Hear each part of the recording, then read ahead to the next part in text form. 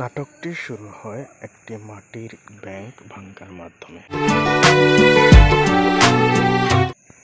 দেখা যায় মহিলা মাটির ব্যাংক থেকে টাকা গুনছে।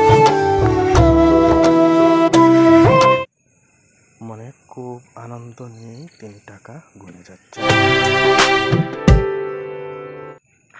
এরপরের সিনে দেখা যায় একটি ছেলে জাল দিয়ে সারা জীবন মাস্টারি করলেন। ওই সিনে দেখা যায় মহিলাটি এসে তার স্বামীর সাথে কথা বলছে। ওরে মাটির ব্যাংকের কথা তো আমার মাথায় আসিল না। উনি মাটির ব্যাংক থেকে টাকা স্বামীর হাতে দিয়ে বাজার করতে বলে। আমার একটু বেশি বেশি শাসন করে। তারপর বাপ ছেলে বাজারে যাচ্ছে টাকা নিয়ে। বাজার লাগবে না, তুমি চলো না। হ্যাঁ চলো। আরে দে। আসসালামু আলাইকুম স্যার। ওয়ালাইকুম আসসালাম। স্যার কেমন আছে? রাস্তার মধ্যে কোনো এক মেম্বারের সাথে দেখা হয়ে গেল। এটা কি আপনার সওয়াল মনে রাখবো? মেম্বার তার ঋণের কথা এখানে বললেন। খালি তো বাজার করলে চলবো না, 6 মাসের কিস্তি যে বাকি। ওনার 6 মাসের কিস্তির কথা জানিয়ে দিলেন। যদি দিতে পারেন তাহলে ভালো, আর যদি না পারেন, যদি কিস্তি না দিতে পারেন তাহলে ওনার জায়গা জমি। এদিকে ওই মহিলা বাজারের জন্য অপেক্ষা করছেন, গালে হাত দিয়ে কোনো একটা টেনশন করছেন। তারা বাজার করে এনে মহিলার হাতে বাজার তুলে দিলেন। আমারই গ্রামে গরম সহ্য হয় না, আর সে কেমনে করে সহ্য করবে? ঠিক বাজার দেওয়ার সময় জানালেন যে ওনার ছেলে বুদ্ধি নাই। এই বউ ছেলে বাড়ি আসবে না, ছেলের ভোর গরম বেশি লাগবে বলে। এই কথা শুনে মাস্টার মশাই টেনশনে পড়ে। তারপর তিনি টেনশন করতে করতে রুমের মধ্যে এটা পর্যন্ত বন্ধক দিয়া পোলারে ব্যবসায় টাকা দিলেন, এখন তো আমাদেরই চলার দায়। তারা বাড়ি বন্ধকের বিষয় নিয়ে দুজনে কথা বলে। বেতন বুয়া বৌমার এটা। তারা ছেলের খরচের বিষয়ে কথা বলছিল যে কাছেও তো টাকা নাই। তো এখানে তারা অনেকক্ষণ তোমার সব সময় বেশি।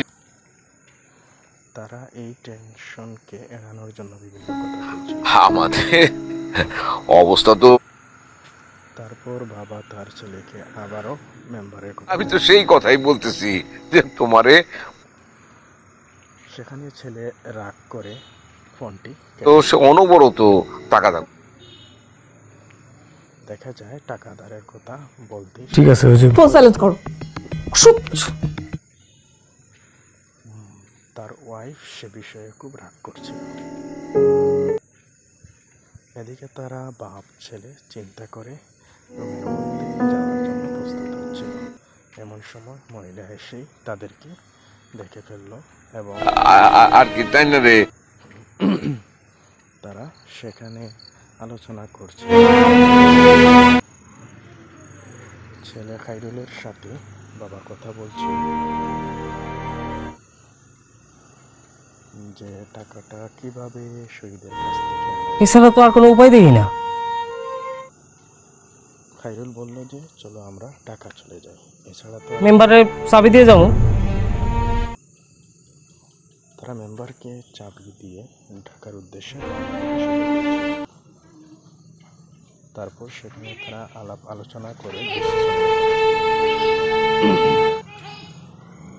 তারপর তারা বারবার বাবা ছেলে চিন্তা করে।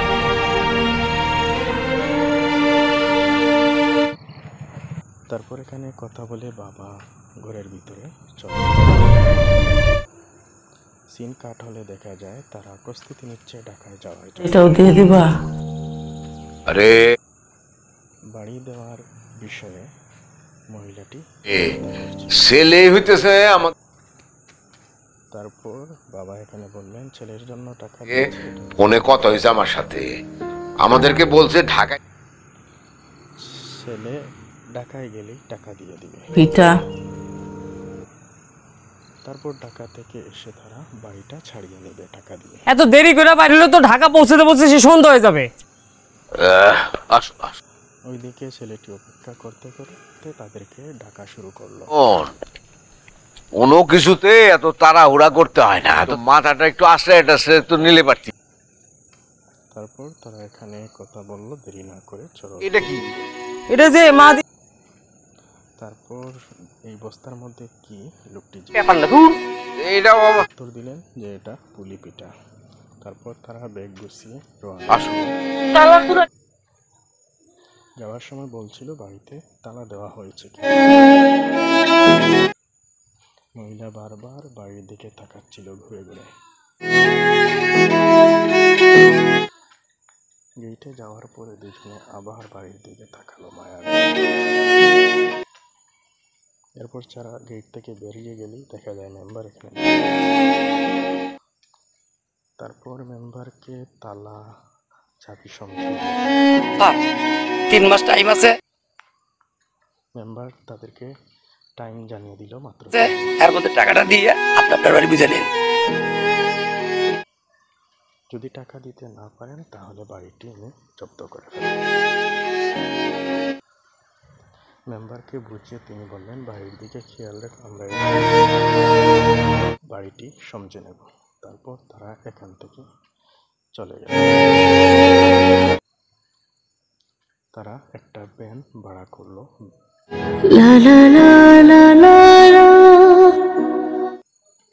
ভ্যানে যাওয়ার সময় ছেলেটি খুব আনন্দ করছিল। অন্যদিকে তারা দুজন টেনশন করছিল। টেনশন করতে করতে তারা ভ্যানে করে যাচ্ছিল। মহিলা কান্না করছিলেন এবং আঁচল দিয়ে কান্না মুছতেছিলেন।